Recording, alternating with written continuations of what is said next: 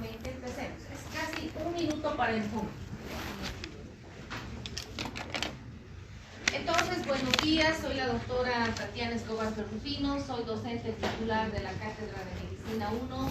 Además, soy responsable de prácticas en esta gestión académica y para mí es un gusto de nuevo dirigirme a ustedes. Hoy vamos a hablar de lo que es semiología del aparato genital femenino y masculino. Iniciamos entonces con semiología del aparato genital femenino. Antes de hablar, y vamos a volver otra vez a la anterior diapositiva, antes de hablar de lo que es signos y síntomas, que es lo que nosotros queremos que ustedes aprendan, vamos a recordar que dentro de lo que es la historia clínica hay algo bien importante que son los antecedentes personales, patológicos, no patológicos, familiares y enfermos.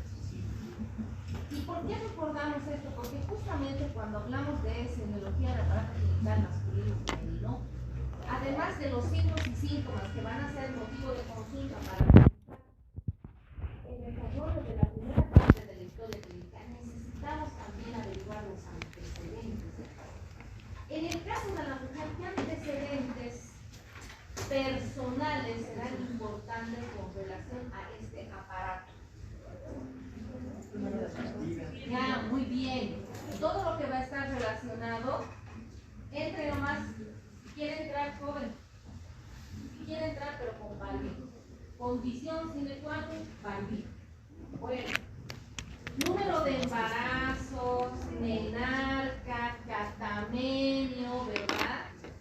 Pero además de todo lo que vamos a desarrollar en antecedentes ginecostétricos, necesitamos aquí, cuando hablamos de aparato genital femenino, hablar de cuándo ha iniciado sus relaciones sexuales. Será lo mismo que una mujer inicie sus relaciones sexuales a los 12, 13 años, que inicie sus relaciones sexuales a los 18, 20, 25 años. Será lo mismo que la mujer haya iniciado sus relaciones sexuales víctima de una violación. Ahora en la televisión todos los días vemos violencia contra los niños, contra los adultos mayores. También en la generalidad, tenemos violencia de género, varón y mujer. Esos datos sí serán importantes en el caso de que una mujer venga con algún signo, síntoma o antecedente de eso. No le voy a preguntar, pues, si mi paciente viene con, no sé, un cuadro respiratorio, no le vas a preguntar pues, cuándo iniciaron sus relaciones sexuales, etcétera, etcétera. Y si tiene 80 años, todavía tendrá que estar una correlación clínica. A partir de hoy tiene que hacer una correlación clínica. Si bien se acuerdan ustedes en el taller que hemos iniciado cuando estamos en el piso 13, la doctora Salamanca les decía algo importante. Nosotros les enseñamos una historia clínica básica. De acuerdo a lo que ustedes vayan necesitando, van a cuarto, van a quinto, van a internado, especial, etcétera, etcétera, van utilizando esa básica y la convierten en algo diferente o especial de acuerdo a la necesidad que tengan. Entonces, si tengo signos y síntomas relacionados con aparato genital masculino, por ejemplo, también, tendré que preguntar cuándo inició sus relaciones sexuales también. El número de parejas sexuales, sí o no, será importante. Tanto en el varón como en la mujer. Si utiliza o no protector, preservativo, algún método anticonceptivo, importantísimo. Pero antes de eso también, dentro de los antecedentes personales del paciente, sobre todo en la filiación, tendré que preguntarle también pues, al paciente la ocupación. Ciertas ocupaciones son un peligro para el aparato genital masculino, para el aparato genital masculino y femenino. Por ejemplo, ¿cuál será la ocupación peligrosa? Trabajador o trabajadora sexual. Entonces, eso ya tiene que venir en nuestra mente. Mi paciente ha venido por un cuadro de dolor abdominal, el hipogástrico. Antecedente además tiene de dolor abdominal un flujo vaginal fétido.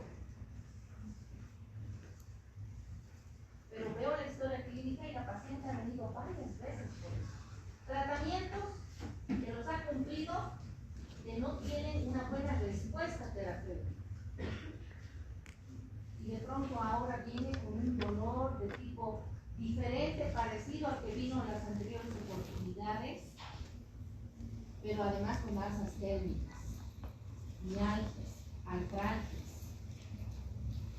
No estará haciendo, por ejemplo, no sé, una enfermedad inflamatoria crítica. De pronto viene con un sangrado vaginal y la paciente refiere que ha tenido coágulos grandes, como el tamaño de una papa. ¿No será un aborto incompleto? Y además tiene ansias térmicas, ha ido a la farmacia, ha tomado paracetamol y de pronto no le pasa. Tanto así que han mojado las sábanas de la cama, etcétera, etcétera. ¿Qué estoy haciendo yo? Correlación clínica. No van a ser ustedes anotadores, jóvenes y señoritas, van a ser médicos. Tienen que ser investigadores de los signos y los síntomas, y hacer esa correlación clínica con los antecedentes, la ocupación de la paciente, la ocupación, cuándo iniciaron sus relaciones sexuales, cómo son sus ciclos menstruales, etcétera, etcétera. Y eso tiene que estar de la misma manera en el pago.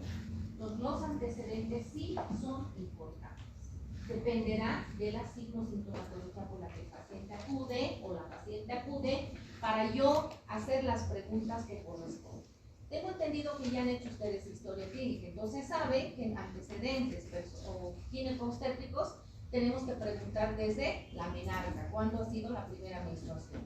Luego el famoso ritmo menstrual o cacamenia, gestas, partos, abortos, cesáreas, etcétera, etcétera, etcétera. Entonces sí hay que tener aquí en mente que no solamente es anotar signos y síntomas. Muy bien, habiendo hecho esta introducción, vamos a continuar entonces con lo que nos corresponde y vamos a recordar que cuando hacemos la anamnesis, pues estos son los signos síntomas más frecuentes, motivos de consulta en aparato genital femenino. Quiere decir flujo genital, dismenorrea, trastornos menstruales y prurito vaginal, los más frecuentes. Hablaremos del flujo genital. Si alguien me podría colaborar con el mouse y se podría venir a sentar, le agradecería. Si alguien me puede colaborar para que yo me vaya más al medio. Sí, por favor, puede llevar ahí su. Le agradezco mucho. Cuando hablamos del signo del flujo genital, es una de las causas más frecuentes del motivo de parto. ¿Y cómo se define el flujo genital? Es el aumento anormal persistente de las secreciones vulvovaginales. Normalmente las mujeres tenemos secreción vaginal, pero de características fisiológicas. Cuando estas características fisiológicas se convierten en patológicas, como el olor o acompañado de otros signos como necesidad, etcétera, etcétera, o a la paciente le produce, por ejemplo, prurito, etcétera, etcétera, eso ya no es fisiológico, eso ya es patológico. Entonces, cuando hablamos del flujo genital, decíamos que es la causa más frecuente, algunos autores refieren que es el 97%. Será importante determinar la causa, quiere decir la patogenia. Si es filante, fíjense, filante, ¿cómo podemos determinar la filancia del flujo? Colocando entre el primer y segundo dedo de la mano, entre los puntejos de los dedos, ¿sí?, el flujo, y separamos. Y si se forma un hilo, decimos que es filante. Entonces, ¿cuándo va a ser filante y transparente? Inoloro en la fase preovulatoria. Cuando la mujer está en esa fase donde va a haber la ovulación, en esa fase justamente se pone monocular. Por eso es que cuando se está buscando un embarazo y la mujer no puede embarazarse, va al ginecólogo y le dice: vamos a controlar la filantez del flujo genital. Entonces la mujer va en la intimidad de su hogar y busca esa y dice: estoy ingresando a mi fase preovulatoria. ¿Quién dice que me tengo que preparar? Se pone en contacto con el ginecólogo da las estrategias sexuales para poder tener la posibilidad de la concepción. Obviamente existen otras formas de utilizar, pero una de las características que se determina para generar embarazos es justamente la filancia. A menor edad, más filancia. Si no has iniciado tus relaciones sexuales, más filancia, más transparencia. Porque cuando inicias tus relaciones sexuales y hubiera algún patógeno, ya cambia su característica fisiológica. ¿Sí? Fisiológica. La siguiente, por favor. Muy bien, entonces, ¿cuáles son los factores predisponentes que pueden generar alteración en este flujo genital? Hablamos de una de las enfermedades metabólicas del ciclo, dicen que es la diabetes mellitus. El uso de antibióticos, ¿no?, en forma indiscriminada. Recuerden que con la pandemia todos las personas, médicos, entraron al doctor Google, se hacían sus propios tratamientos, hasta ahora lo siguen haciendo, ¿no? Y cuando ya la cosa está complicada, recién buscan al médico para que solucione el problema. La higiene defectuosa o el otro extremo, una exagerada higiene, también podría alterar esas características fisiológicas de la normalidad de la vida, ¿no? Con una sola vez al día es suficiente. Se dice que la mujer debe usar un jaboncillo íntimo, especial. No se puede lavar con jabón de lavar ropa, haces, ni nada por el estilo. ¿Sí? Y necesita una sola vez la muda cambiar de ropa interior y pare. Hay mujeres que se cambian varias veces al día y eso hace que se pierda, ¿qué será? El pH normal en la base. Por eso es que esos jabones íntimos tienen un pH, ¿qué será?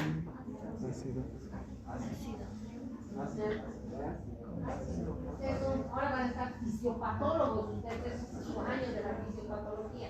¿Cómo es? ¿No será alcalino? No. ¿Cómo es? ¿Cuál es el pH? Ya. ¿Cuál es el pH? Muy bien. ¿Cuál es el pH normal de la vagina? Ya. ¿Y ese pH es un pH? Ya. Ligeramente, ¿verdad? Muy bien. Entonces, si uso yo un jaboncillo que no es adecuado, voy a alterar la normalidad de lo que es el pH de la vagina. ¿Sí? Ahí está la explicación. La siguiente, por favor. Ninguno de ustedes va a entrar a la clase.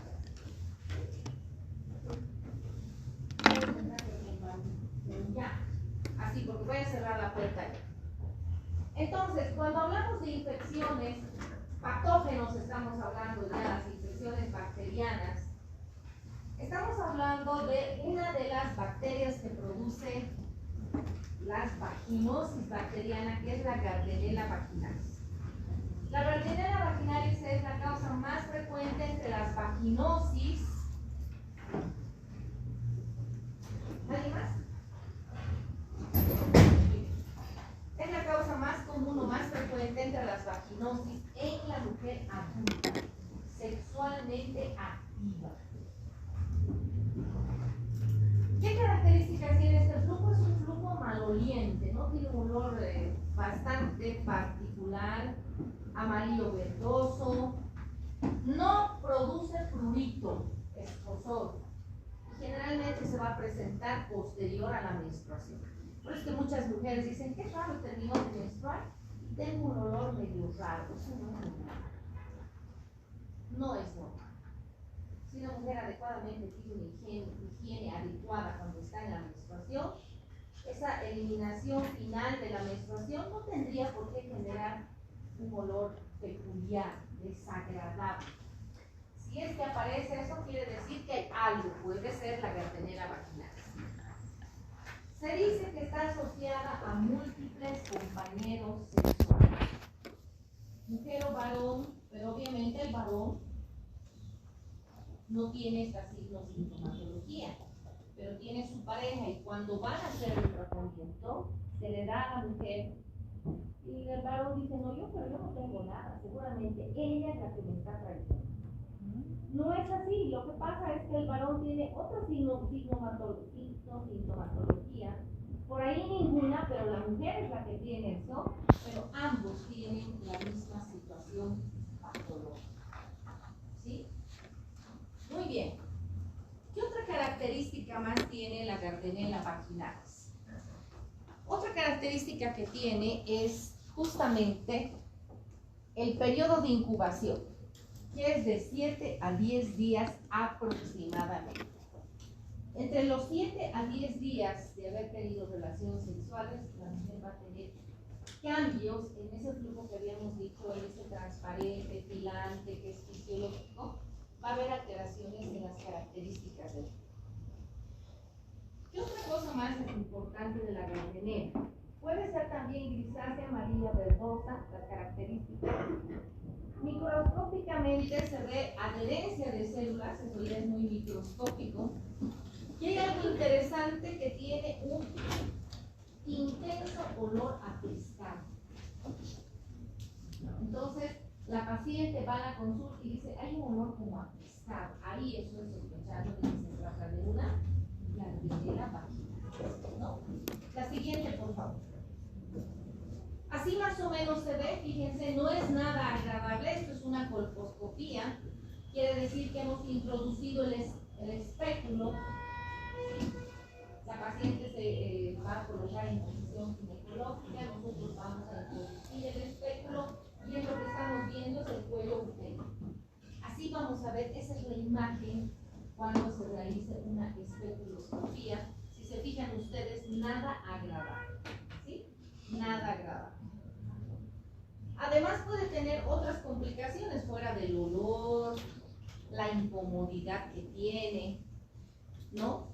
Puede generar muchos trastornos como por ejemplo las bartolinitis, que son muy frecuentes posterior a Gardnerella vaginalis. Y se dice abscesos vaginales, etcétera, etcétera. Y si la mujer está embarazada podría tener una septicemia postparto, ¿no? Pero aquí hay algo interesante también para nosotros. Las edades de presentación. Hemos dicho adulta, joven.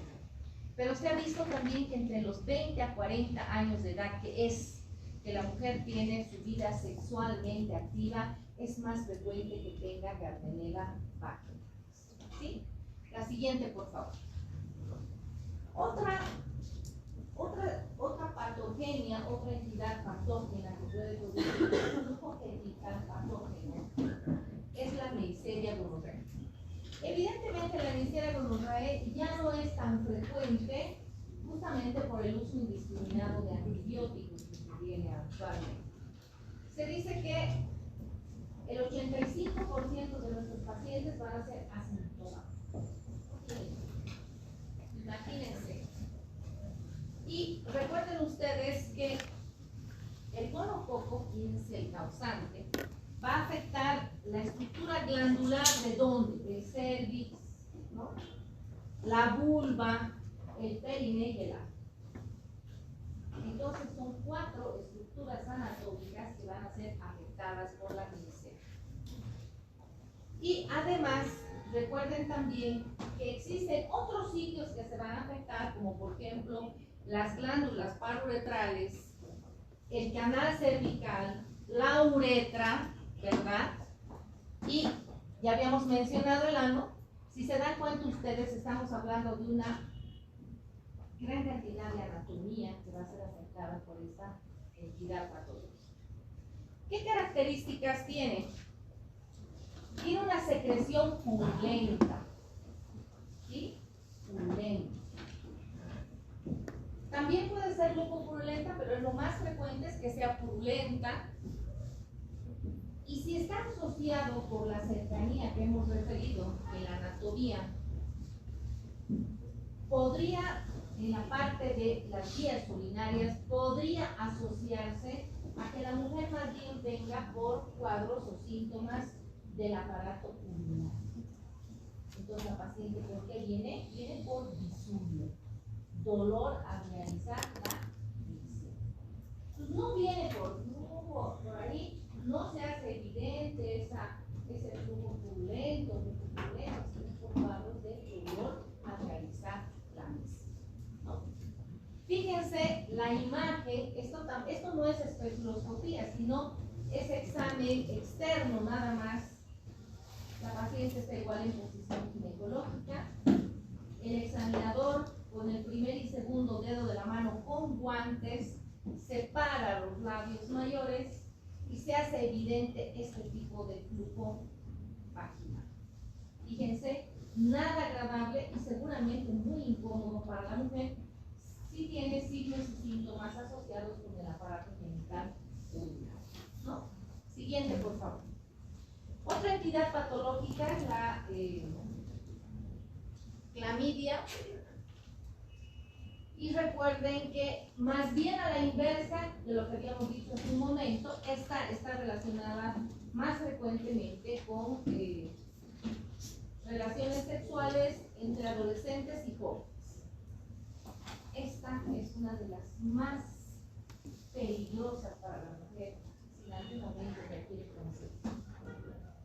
Se ha visto en los últimos tiempos que las mujeres que tienen cuadros de infertilidad, esta ha sido la causa. Es una de las entidades patológicas más complejas porque también como la anterior es asintomática. ¿No? Asintomática. ¿Puede o no dejar secuelas importantes? Una de estas es la enfermedad inflamatoria pélvica, eso que estábamos hablando, ese dolor, aparentemente asociado a, parecería relacionado con un cuadro menstrual, premenstrual, y de pronto ya se va complicando con otros signos y síntomas. Pero el plus que tiene negativo para la mujer es el embarazo ectópico y lo segundo, la infertilidad. Son las complicaciones más severas. El embarazo ectópico dice que precede a la infertilidad. ¿Sí? Fíjense ustedes, en edades tempranas inicia sus relaciones sexuales, asintomática, nunca va al ginecólogo, se ayuda de la famosa pastillita del día después en farmacia, que nadie le pide receta, tiene una vida sexualmente activa, no se preocupa, y resulta que cuando ella ya quiere embarazarse, ya no. Hacen estudios, hacen exámenes, determinan que tiene clamidia, pero ya muy tarde les. Entonces, a partir de hoy, cuando ustedes tengan la oportunidad de hablar con una mujer que sea su paciente, su hermana, su prima, su compañera, su amiga, iniciadas las relaciones sexuales tienen que acudir a un profesional médico, quiere decir a un ginecólogo, para que le indique el método anticonceptivo útil para usted, no el que ven en el TikTok, el que recomienda cualquier influencer, amigo, vecino, conocido, ni nada por el estilo. Cada mujer es un mundo aparte, diferente, único. Será también por eso que las mujeres somos tan complejas, ¿no? Porque esas descargas hormonales, eso que nosotros somos una olla a presión de hormonas, nos hace únicas, particulares, especiales, igual que los varones. Entonces, si yo inicio mis relaciones sexuales, tengo que tener la decisión personal y necesito ir a un profesional que me ayude y me diga, yo quiero tener relaciones sexuales con mi enamorado, pero yo no me quiero embarazar. Muy bien, use este método anticonceptivo, vamos a hacer un examen cada 6 meses, cada año necesito que me visite, tengo que explicarle métodos anticonceptivos, qué quiere hacer usted. O sea, si no busco información, puedo llegar a terminar en esta situación y eso es irreversible. No sé si ustedes conocen, jóvenes y señoritas, pero se van a dar cuenta que cada vez más aumentan las clínicas de fertilidad en los jóvenes. ¿Por qué será? Ahí está la respuesta. Y hay algo más todavía peligroso de eso. Esa famosa pastillita de del día después, que lo venden como tostado. No interesa que la niña ni siquiera pueda alcanzar a la vitrina de la farmacia, por lo pequeño y joven que es, ¿verdad? Le venden nomás. Entonces, ojo, estamos siendo la información está viniendo por lugares errados y lamentablemente estamos poniendo en peligro la salud de las niñas, adolescentes y de las mujeres que lamentablemente por la vergüenza de ir a un profesional, porque a nadie le gusta ir al ginecólogo, ¿eh? Y ojo, que valga esta clase para ser empáticos con nuestras pacientes y con nuestros pacientes. Cuando yo le digo a mi paciente, señor, por favor, necesito que se baje los pantalones y la ropa interior y se ponga en cierta posición, no, doctora, ¿pero por qué? No. Lo mismo es una mujer. A nadie le gusta colocarse en ciertas posiciones porque vulnera tu intimidad. Entonces, peor si es una persona, ¿no? Con poca empatía, consideración y respeto, que no se da cuenta que en esa situación está vulnerado su paciente. Yo tengo que darle confianza, tranquilidad, seguridad, respeto en esa situación. De la misma manera yo les digo siempre a mis estudiantes en prácticas, ojo, no hagas lo que no quieres que te hagan a ti. Algún momento vas a tener que ir al ginecólogo. Algún momento ustedes los varones van a tener que ir al urólogo. Seamos empáticos y tratemos a nuestros pacientes con respeto y con consideración. Entonces, estas enfermedades son más frecuentes de las que nosotros nos imaginamos y esa es la imagen, muchachos. Fíjense, nada agradable, súper incómodo. Fíjense ustedes, aquí estamos otra vez con una especuloscopía. Hemos introducido nuestro espéculo y estamos observando nosotros el cuello entero. Fíjense, no se está viendo casi nada del cuello. Todo es flujo vaginal, secreción. Y bueno, es un flujo mucopurulento, fíjense, parte del endocervix. Y que si nosotros usamos, ¿verdad?, el material para toma, porque tenemos que utilizar un material especial para hacer el barrido o la toma de muestra para determinar el famoso Papa Nicolau, podemos producir sangrado en ese cuello. Así de sensible está ese cuello, así de inflamado por este agente patógeno. ¿Sí? La siguiente, por favor. Un otro elemento importante, y yo diría que es una de las causas más limitantes en el trabajo. Tengo una paciente que me decía, doctora, no estoy al trabajo. No sabe, tengo un esposo.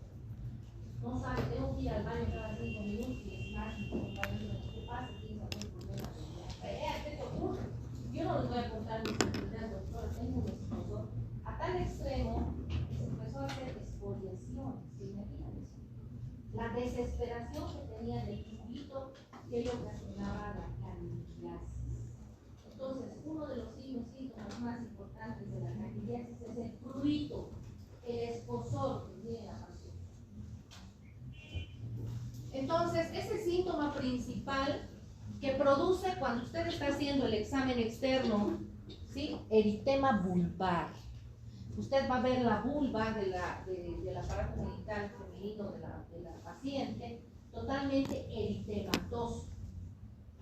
¿Sí? Eritema vulvar, enrojecido.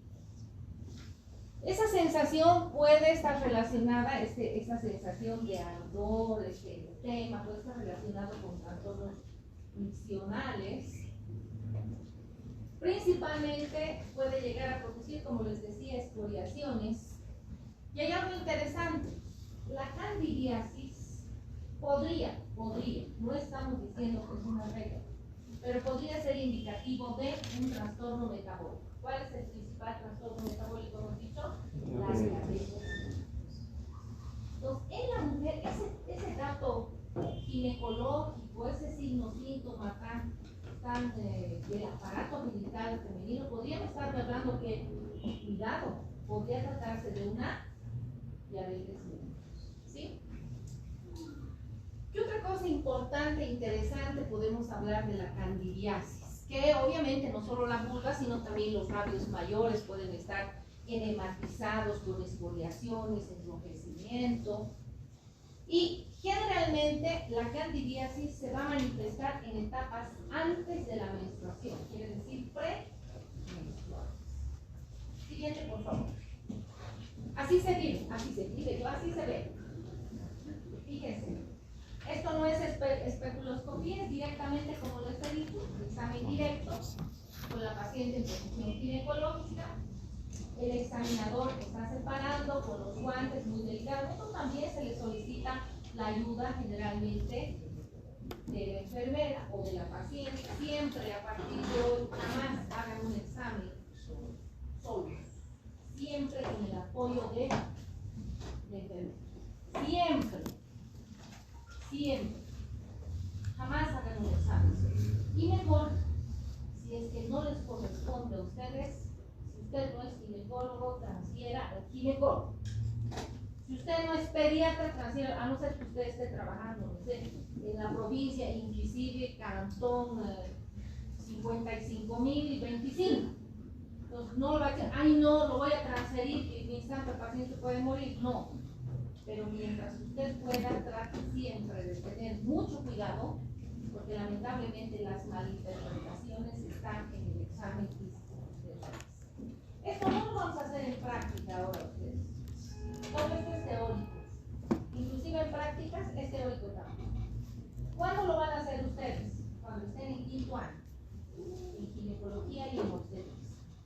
Pero eso ya lo tienen que saber, porque muchos de nuestros pacientes que hagan historia clínica no van a decir, ay no, yo en el segmento de cabeza nomás estoy. No.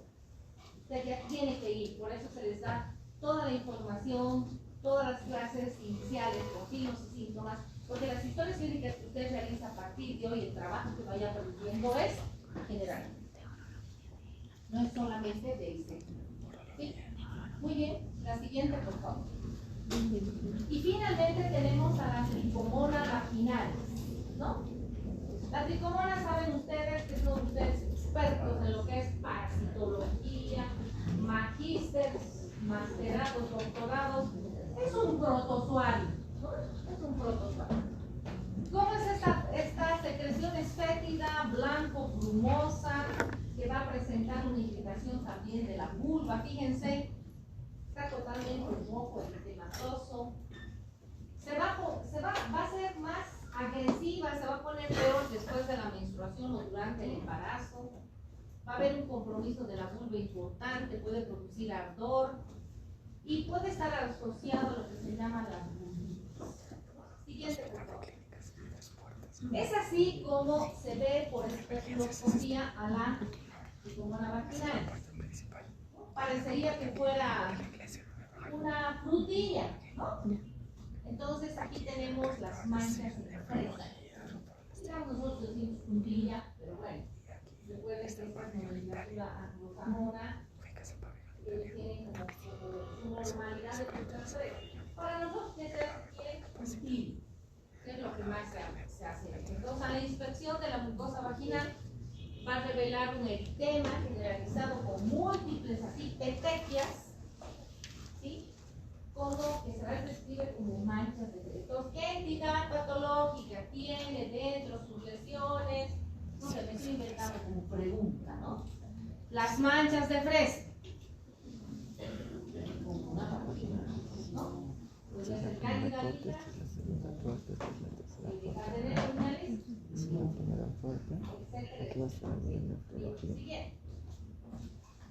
eso es en cuanto a un genital. Hablemos de la dismenorrea. Es otro signo importante, síntoma importante.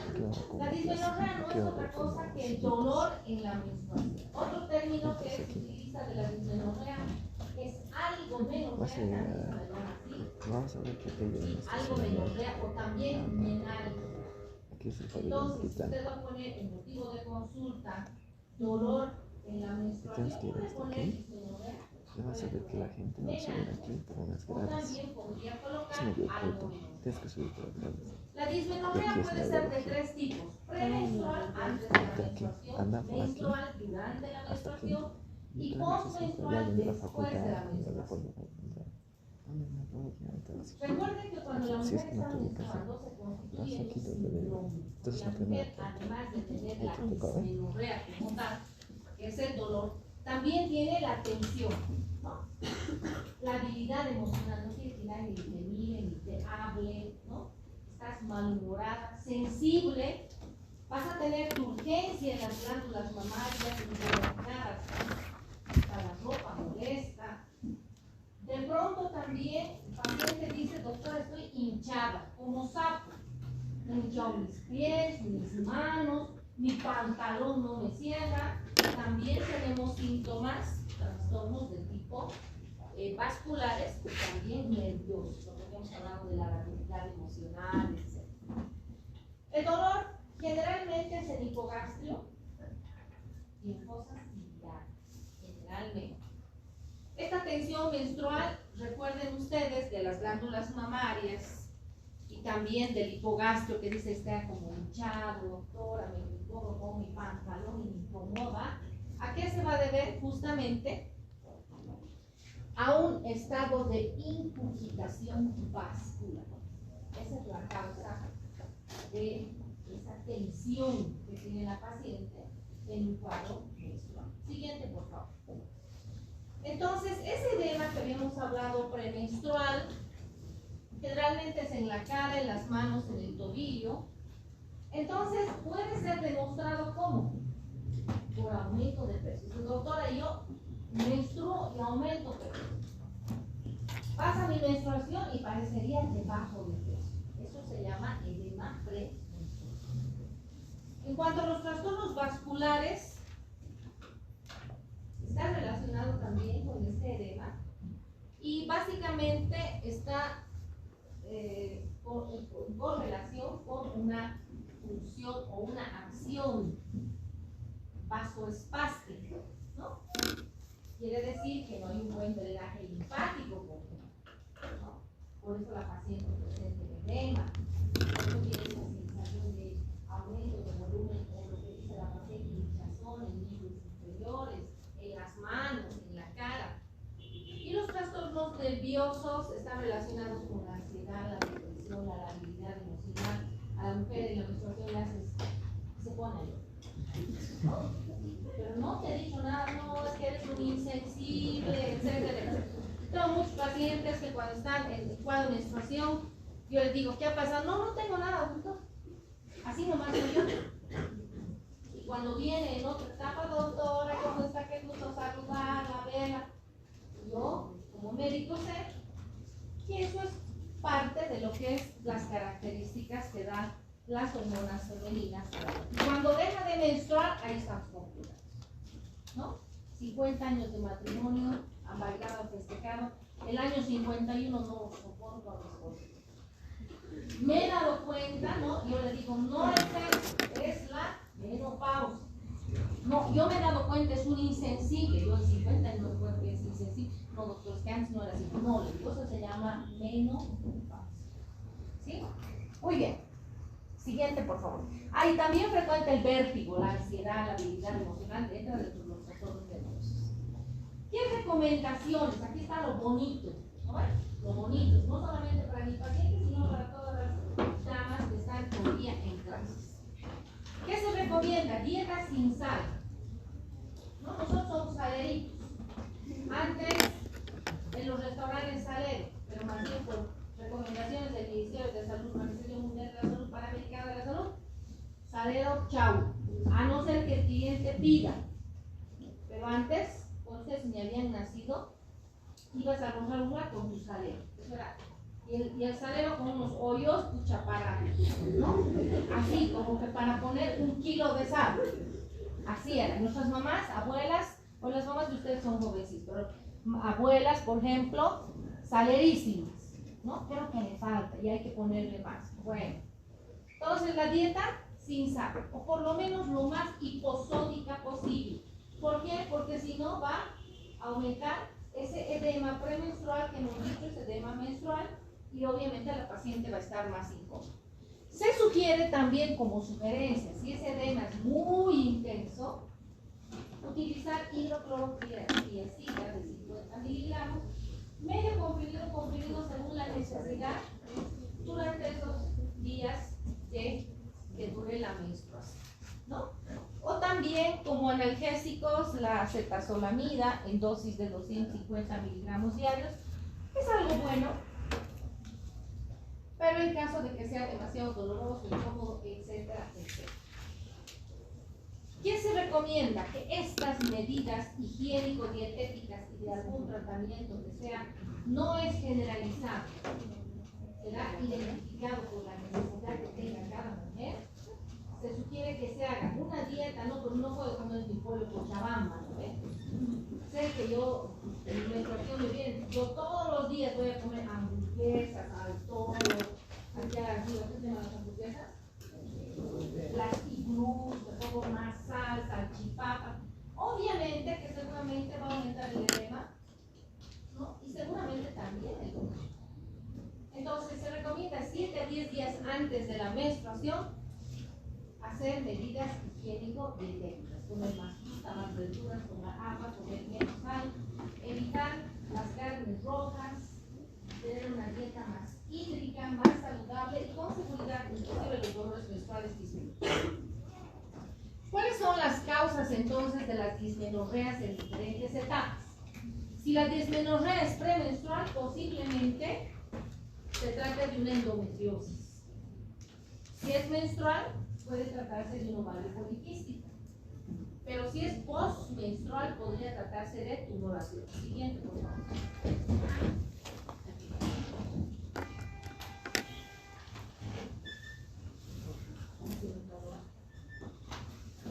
Muy bien. ¿Cómo voy a describir entonces yo el otro signo síntoma que son los trastornos menstruales? Estamos hablando de una mujer eumenorreica. Normalmente la menstruación es de 3 a 7 días, la duración. Entonces, una mujer es eumenorreica cuando tiene, ¿no? Cada 28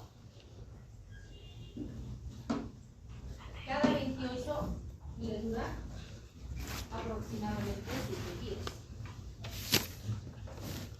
Hipermenorrea, más de 7 días. Hipomenorrea, 3 días. Oligomenorrea, más de 35 días, ¿no? Y la amenorrea, más de 90 días. Nadie sale ya por dentro, porque las clases son a las 9. Siguiente, por favor. El fluido vaginal, que es otro signo síntoma, no es otra cosa que hemos dicho, ese ardor, esa sensación de escozor en áreas genitales, que puede ser asiento de infecciones, ya hemos hablado, o también de trastornos metabólicos, como la diabetes mellitus, ¿no? Siguiente, por favor. Causa candida albicans o diabetes mellitus también, pero es a las 9. Todos los docentes saben, ¿no?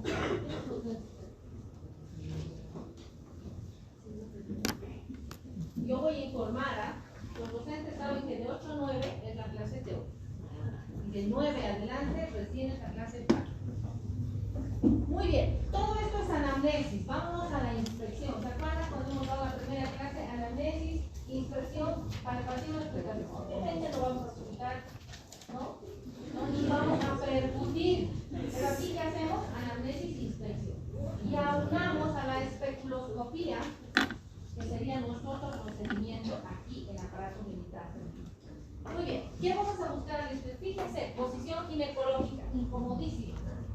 Por eso es que a mi paciente tengo que hacerla sentir lo más tranquila, confiada posible. ¿Sí? ¿Qué voy a hacer? Cuidar el pudor de la paciente, posición adecuada.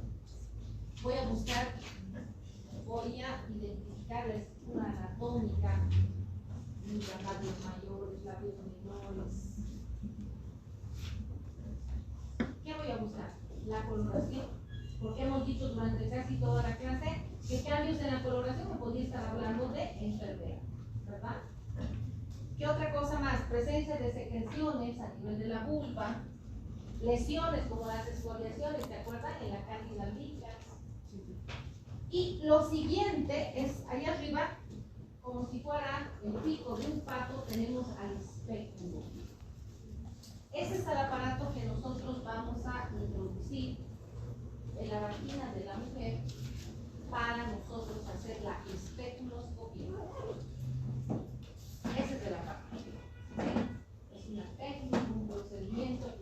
lo van a realizar cuando estén en quinto. ¿Qué vamos a ver a la especuloscopía? Lo que está más adentro. El cuello uterino. Vamos a ver el color, las lesiones, presencia de secreciones, etc. Siguiente, por favor. Me están poniendo nerviosos ustedes con la hora. Yo estaba bien tranquila. ¿Qué vamos a hacer a la palpación? Fíjense, ahí está lo que no se tiene que hacer. Fíjense en la primera imagen, las uñas pintadas, sin guante. Eso es lo que no se tiene que hacer. ¿Se imaginan uñas de, no sé, tamaño de 1 metro, así, no? Ya de pronto, ¿no? Agresivo y además incorrecto. Entonces, eso es incorrecto. ¿Qué se hace? Calzar guantes y vamos a examinar nosotros las características anatómicas del aparato genital femenino. Entonces, ¿qué se hace en la palpación externa? Se hace la separación con los dedos, los labios menores, para observar el introito vaginal, porque por ahí va a haber salida de secreciones vaginales. Patógenas, la mayoría de las veces. ¿Qué vamos a buscar a la palpación? Puntos dolorosos y presencia de quistes y tumores. Por ejemplo, los quistes de Bartolini. Muy frecuentes. Indoloros. Al tacto vaginal, que tenemos que completar con el tacto vaginal, tenemos que palpar las glándulas de Skene, Bartolin, buscar la musculatura, pero sobre todo hacer la palpación del saco de duplex. Eso lo haremos mediante tacto vaginal.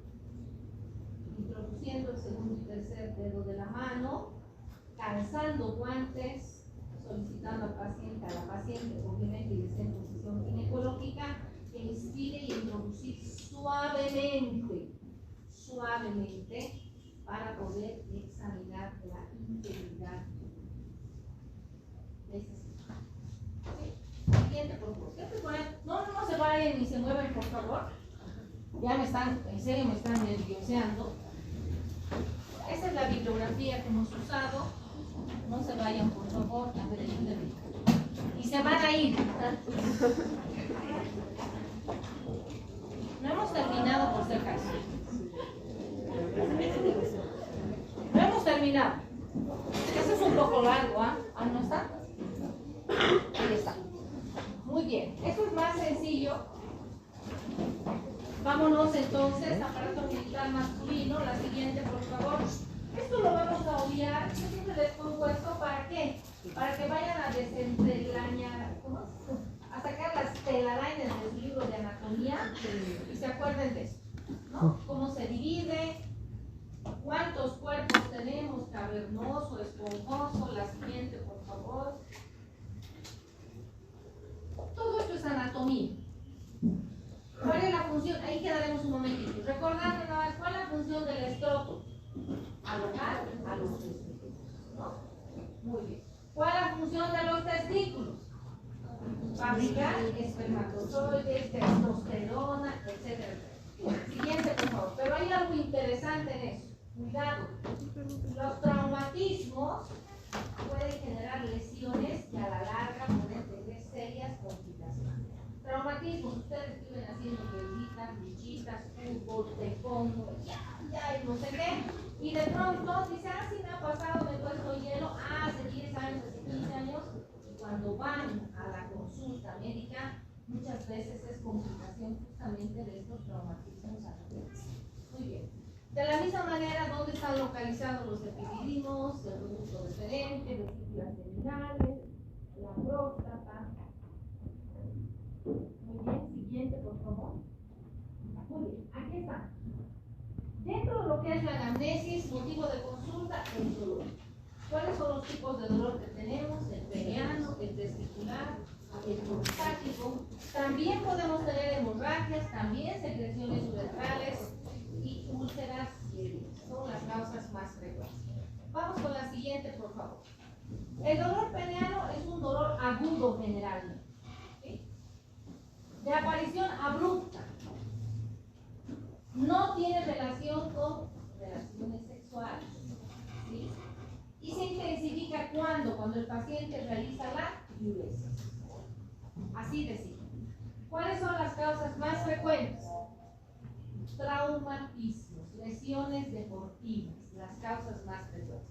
Otras causas son presencia de enfermedades de transmisión sexual, balanitis, cáncer del pene, cálculos en la vejiga, prostatitis, etcétera, etcétera. Siguiente, por favor. El dolor peniano es algo interesante. Una de las causas, por eso he puesto en la diapositiva, es una de las causas de las parafimosis. ¿Qué es una parafimosis? Es un trastorno donde el prepucio no ha sido circunciso, ¿sí? Y queda atrapado en el glande, entonces se convierte en una verdadera situación de compresión que le va a generar dolor al paciente. Pero no solo dolor, sino también edema, y como está en la imagen inferior, miren cómo se edematiza. Entonces, una de las causas del dolor peniano más frecuentes es justamente las fimosis y las parafimosis. La siguiente, por favor. Otra causa son las balanitis, que no es otra cosa que un aumento de volumen e inflamación del prepucio, el glande, ¿sí? Y dentro de los síntomas que tiene ese, fíjense ustedes, el enrojecimiento del prepucio o del pene, presencia de secreción, la secreción blanquecina, fíjense en la diapositiva, y también esta secreción va a generar un olor fétido. Mi paciente tiene, doctora, me cuento, hay un olor medio raro, no me aseo mucho en la mañana, pero en el transcurso del día ya estoy en mi oficina y un olor raro. Cuidado, podría ser una balanitis, ¿no? Siguiente, por favor. Otro dolor es el dolor seminal, ¿no? ¿Dónde se produce? En las vesículas seminales. Lo interesante de este tipo de dolor es la localización. Fíjense en la diapositiva. Va a doler las fosas ilíacas o la ingle del paciente. Generalmente es relacionado con procesos de tipo inflamatorio que van a incluir los conductos deferentes. La siguiente, por favor. También, cuando hablamos de dolor del epidídimo, podría iniciarse en el escroto, por esto, por la vecindad que tiene con el testículo, pero también podría estar relacionado con los cuadrantes inferiores del abdomen, quiere decir, la fosa ilíaca derecha, el hipogastrio y la fosa ilíaca izquierda, ¿sí? Y no es frecuente, pero podría estar posterior a un cuadro infeccioso. La siguiente, por favor. La veo a usted, no sé si quiere ir al baño, si quiere ir se está poniendo nervioso. Ya estamos acabando. El dolor prostático, pero si hay alguien que tiene que retirarse, no voy a decir que sea, capaz se va en todo y me dejan a mí solita. El dolor prostático no es frecuente, pero la localización es en el perineo con irradiación en la cara interna de los muslos, puede ser agudo o crónico, generalmente es más crónico que agudo. Pacientes por encima de los 60 años de edad, por eso se recomienda. Pacientes a partir de los 50 años, así como la mujer se hace Papa Nicolau, iniciar relaciones sexuales, el hombre tiene que hacer antígeno prostático específico en total, una ecografía prostática y tacto rectal. ¿Sí? ¿Para qué? Prevenir cáncer de próstata. Crecimiento puede haber, hipertrofia de próstata, etcétera, pero con el tiempo igual hay que hacer un seguimiento, ¿no? Evitando lo que va a ser el carcinoma de próstata. El siguiente, por favor. Dentro de otros cuadros, fuera del dolor, tenemos los trastornos relacionados con la erección. Y ahí tenemos al priapismo, la falta de líquido, la impotencia, o trastornos de la eyaculación, que son la hematospenia y la precocidad ósea. Recuerden que también los varones pueden tener esterilidad de la misma manera. ¿El antecedente traumático podrá producir a la larga esterilidad en el paciente? Por eso es que a nuestros niños hay que cuidarlos. No hay que desarmarlos haciendo el deporte. Además de eso, por compresión también les ponen ropas interiores que parecerían la ropa de Superman. Tienen que ser varón y mujer de algodón, cómodas, movibles, que no generen presión ni compresión. Prostatismo muy frecuente en los adultos que ya están por encima de los 55 años de edad. Siguiente, por favor. Muy bien. coloración, fíjense ustedes, cambios en la coloración de la piel, presencia de depresiones o abultamientos, distribución de un vello pubiano abundante, que normalmente se va a continuar hacia el ombligo, eso es lo normal, presencia de malformaciones y presencia de cicatrices. Todo esto yo tengo que ver la integridad de las características del aparato genital masculino. Siguiente, por favor. ¿Qué tengo que buscar? Integridad del pene, el glande, el meato uretral, la coloración, si tiene secreciones o no. En el escroto, presencia de edema, quistes, humedad. Cuando me acerco a mi paciente, estoy examinando, calzando mis guantes, tengo que ver si describe algún mal olor, si hay maceración. ¿Qué veo en los testículos? La localización, la ubicación. Recuerden que el izquierdo generalmente está más abajo que el derecho. Eso es normal. Pero si usted tiene un testículo que ha aumentado de volumen con respecto al otro, ahí está pasando algo. ¿Verdad? Tengo que inspeccionar, tengo que buscar la normalidad. En cuanto a los epidídimos, ¿qué voy a buscar? Cordón espermático que esté en el borde posterior y lateral a los testículos. Eso me está hablando de integridad. Cambios en la coloración, aumento de volumen. Y fíjense finalmente la palpación. ¿Cómo estoy palpando? Con guantes. Para eso yo tendría que ya haber explicado a mi paciente el procedimiento que voy a hacer, por qué es importante. ¿Verdad? ¿Qué voy a buscar? Puntos dolorosos y tengo, fíjense, tengo que retraer el pene. Fíjense como está en la diapositiva. Necesariamente, porque hemos dicho cambios en la coloración de la piel, aumento de volumen, presencia de infecciones, algún tipo de secreción, tengo que examinar esa integridad del pene del paciente. En cuanto a los testículos, fíjense, vamos a palpar tomando los testículos entre los dedos medio y anular, ¿sí? Vamos a agarrar los testículos, dejando los dedos índice y pulgar libres para palpar la superficie. Buscando que no duraciones. Podemos hacer la técnica monomanual o podríamos hacer bimanual. De tal manera que busquemos si es que hay nodulaciones o cualquier tipo de alteración. Se me ha dormido yo le hago así, no sé. ¿Qué más tenemos que buscar? El trayecto del epidídimo.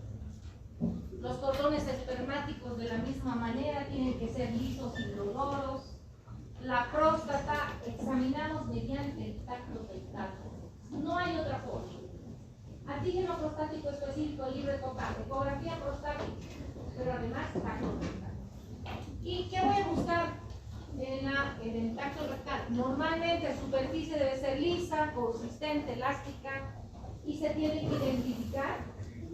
Hasta las 9 tenemos clases.